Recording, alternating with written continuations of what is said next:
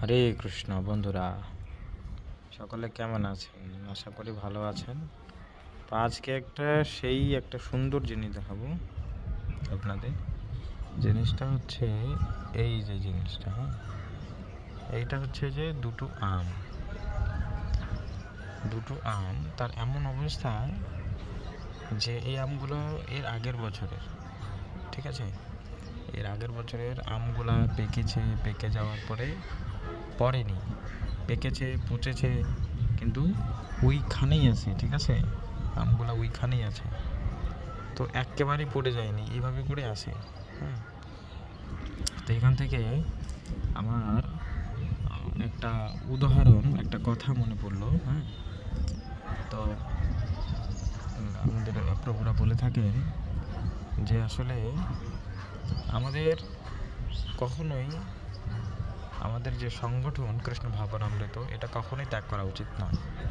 কারণ এই সংগঠন হচ্ছে এই বৃক্ষের মতো, একটি বৃক্ষের মতো বা একটি আম বৃক্ষের মতো, এবং এর যে ফল সেগুলো হচ্ছে আমরা। তো আমরা কখনোই যেন আমাদের গাছ থেকে আমরা বিচ্যুত না হই, ঠিক আছে, অর্থাৎ যেন সেখান থেকে আমরা কখনোই হারিয়ে না যাই। আমরা যে কোনোভাবেই যেন সেই আমের গাছকে আমরা ধরে রাখতে পারি। এবং ধরে রাখলে কি হবে, এর মধ্যে প্রচুর আবার ঝড় আসবে, ঝাপটা আসবে, অনেক কিছু হবে, ঘূর্ণিঝড়, তুফান ইত্যাদি কত কিছু আসবে, কিন্তু আমরা তবুও যেন এই গাছটাকে না ছাড়ি, ঠিক আছে, এই আম বৃক্ষকে যেন আমরা না ছাড়ি, যেন আমরা লেগে থাকলে তার সময় আসলে তখন দেখবেন সে ফল পরিপূর্ণতা পাবে এবং এক সময় পরিপক্কতা লাভ করবে।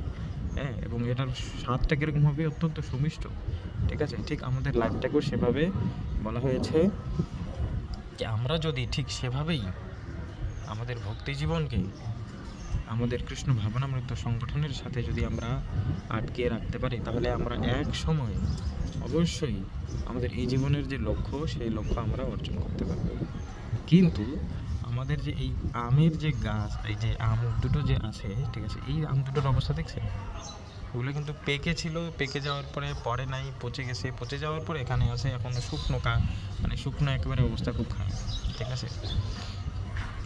তো এরকম কিছু ভক্ত আছেন যারা সংগঠনের সাথে যুক্ত আছেন, দীক্ষা নিয়েছেন গুরুদেবের কাছ থেকে, কিন্তু কোনো রকম কোনো কিছু পালন করে না, ঠিক আছে, এভাবে আটকে ধরে আছে শুধুমাত্র, কিন্তু কোনো রকমভাবে কোনো কিছুই করে না।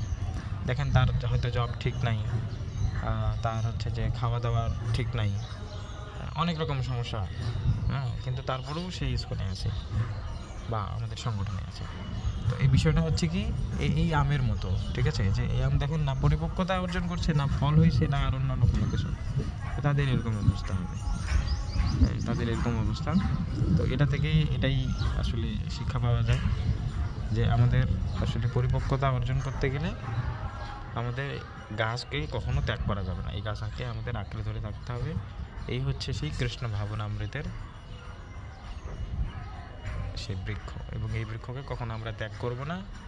আমরা কৃষ্ণ ভাবনামৃতের সাথে যুক্ত থাকবো এবং আমাদের নিজের জীবন সার্থক করব। হরে কৃষ্ণ, হরি বল।